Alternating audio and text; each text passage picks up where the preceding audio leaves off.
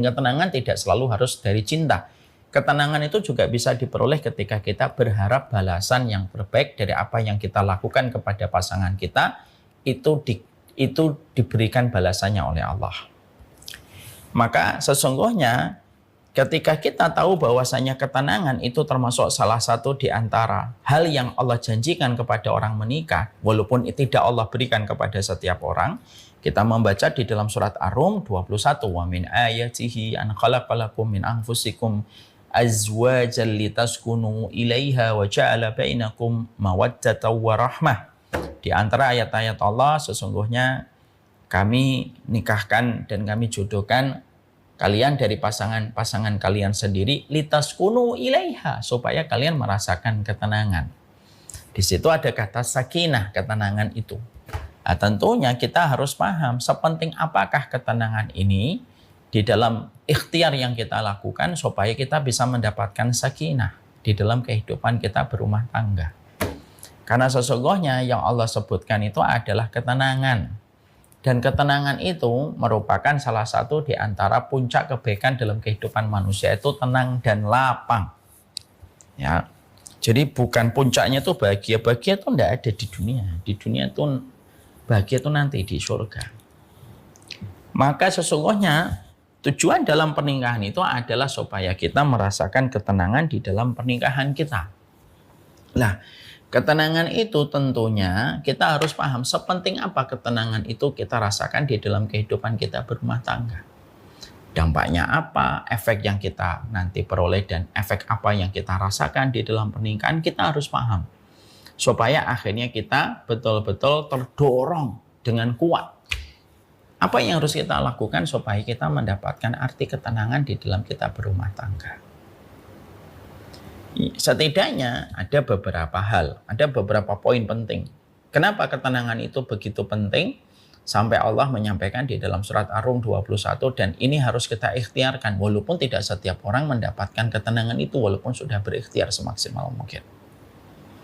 Tapi setidaknya apa? Yang pertama, ketenangan itu yang kita dapatkan ketika kita mendapatkan ketenangan di dalam kita berumah tangga itu apa? Ketenangan itu akan menjadi modal kita mendapatkan anak yang juga akan menjadi penyejuk hati kita. Kalau kita sama-sama saling memberikan ketenangan dan kita menjadi penyejuk pandangan dan hati terhadap pasangan kita.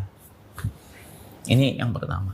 Makanya tidak salah kalau sebagian ulama sampai menuliskan di kitab-kitab mereka, di buku-buku tulisan-tulisan mereka yang luar biasa. Apa tulisan mereka dari para ulama itu? Para pahlawan Islam itu tidak pernah keluar dari pasangan-pasangan yang mereka saling menenangkan di antara bapak ibunya. Mari kita soroti dan kita jadikan satu ayat untuk menjadi spotlight pada poin ini. Kita mendapati pada surat Al-Furqan 74. Allah menyampaikan, Rabbana hablana min azwajina wa dzurriyyatina qurrata a'yun waj'alna lil muttaqina imama. Salah satu doanya sifat ibadur rahman. Maaf sebentar.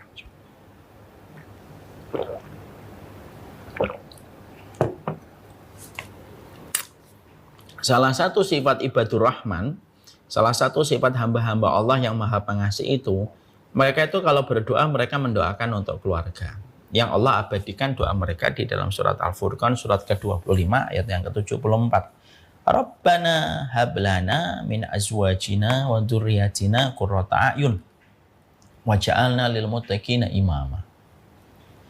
Ya Allah, sesungguhnya berikanlah karunia dan anugerah kepada kami, pasangan-pasangan kami, dan anak-anak kami yang menjadi penyejuk pandangan dan hati kami, dan jadikanlah kami pemimpin bagi orang yang bertakwa. Yang menarik adalah surat Al-Furqan 74, kalau kita soroti adalah doanya orang beriman itu sebelum mereka berdoa untuk anaknya, mereka berdoa untuk pasangan mereka. Dan Allah pun memberikan urutan bahwasanya kata pasangan lebih didahulukan daripada kata anak dan keturunan. Artinya, janganlah kamu mengharapkan anak kamu itu qurrata a'yun kalau kamu dan pasangan kamu tidak saling qurrata a'yun.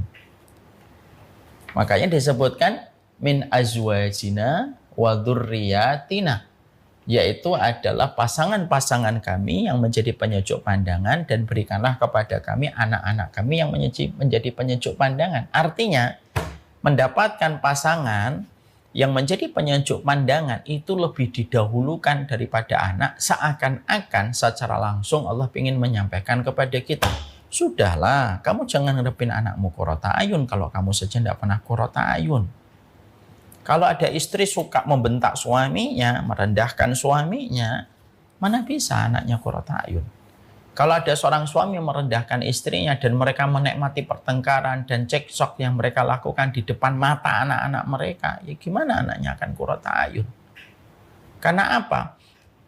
Bukan petir dan halilintar yang menumbuhkan benih, tapi heningnya air hujan yang menumbuhkan benih. Bukan petir dan halilintar yang menjadikan anak kita akhirnya berkualitas, tapi ketenangan orang tuanya itulah yang menjadikan anaknya berkualitas.